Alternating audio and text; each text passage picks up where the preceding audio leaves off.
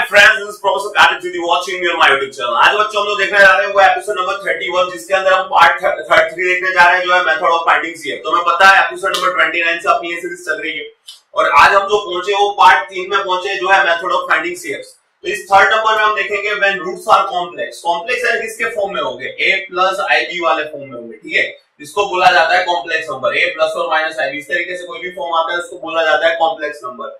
तो complex number आएगा कैसे पता चलेगा? तो आप यहाँ पे देखो बच्चों, यहाँ पे एक एग्जांपल उसने दिया है d² + 1 y = 0। तो ये क्या हो जाएगा? d² + 1 = 0 हो जाएगा।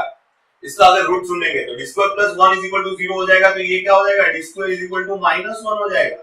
समझ में आ रहा है? तो अब आपको पता है -1 का रूट तो पॉसिबल नहीं है, लेकिन हम कॉम्प्लेक्स नंबर के अंदर पढ़े थे कि i² क्या लिखा जाता है? -1, ठीक है। तो i² लिख सकते हैं यहाँ पे, यानी कॉम्प्लेक्स नंबर। तो d² क्या लिखूंगा मैं? i² लिखा जाएगा। समझ में आ रहा है? तो बच्चों d क्या हो जाएगा? d हो जाएगा, यहाँ पे इसका रूट निकालेंगे तो ये हो जाएगा प्लस और माइनस i। क्या हो जाएगा? प्लस और माइनस i हो जाएगा बच्चों। इसका रूट निकालने जाएंगे तो ठीक है। तो इसका रूट निकालें तो ये अगला प्लस और माइनस i, यानी ये कुछ इस तरीके के फॉर्म में आ रहा है 0 प्लस और माइनस i। इसका रूट जो हमें बच्चों मिला है वो कुछ इस तरीके के फॉर्म में मिला है। तो कॉम्प्लेक्स नंबर का जो भी रूट होगा वो इस तरीके से आएगा a + और -ib, ठीक है। इस तरीके से करना है। तो हमें क्या करना है, जो भी आपका कॉम्प्लेक्स नंबर का यानी जो भी रूट आया जो आपका कॉम्प्लेक्स है, जो यहाँ पे आया प्लस और माइनस i, उसको आपको a + और -ib के फॉर्म में लिखना है। तो यहाँ पे लिख दिया 0 प्लस और -i, ठीक है। तो उसको आपको फिर कंपेयर करना है a + और -ib के साथ। तो अब देखो बच्चों, a की वैल्यू कितनी है? 0, b की वैल्यू कितनी आएगी? 1, ठीक है।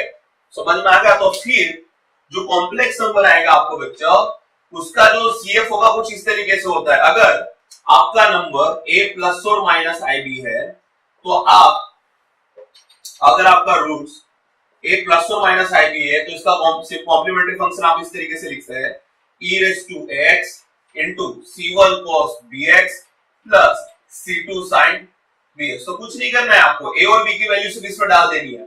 तो a की वैल्यू कितनी है बच्चों? यहाँ पे 0। तो e⁻0x, तो कोई भी चीज के पावर में 0 होगा तो वो क्या हो जाएगा? 1। तो ये तो 1 हो जाएगा क्योंकि हमारे पास a 0 है। तो अंदर वाली लिखनी है c1 cos, b की वैल्यू कितनी है? 1। तो यहाँ पे 1 लिखो तो c1 cos x प्लस ये क्या हो जाएगा? c2 sin x। तो बच्चों ये रहा हमारा कॉम्प्लीमेंट्री फंक्शन, ठीक है। तो जो कॉम्प्लेक्स नंबर हो उसको आप इस तरीके से फाइंड कर सकते हैं। चलो और एक एग्जांपल लेता हूं मैं यहाँ पे।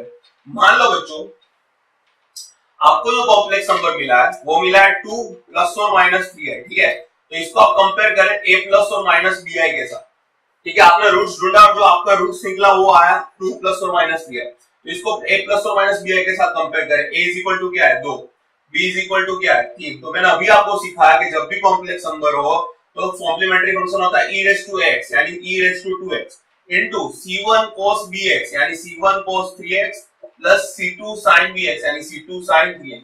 तो बच्चों इस तरीके से आपको कॉम्प्लीमेंट्री फंक्शन मिलता है। आई होप बच्चों आपको वीडियो पसंद आया होगा। अगर वीडियो पसंद आया तो उसको लाइक करें, सब्सक्राइब करो, शेयर करें।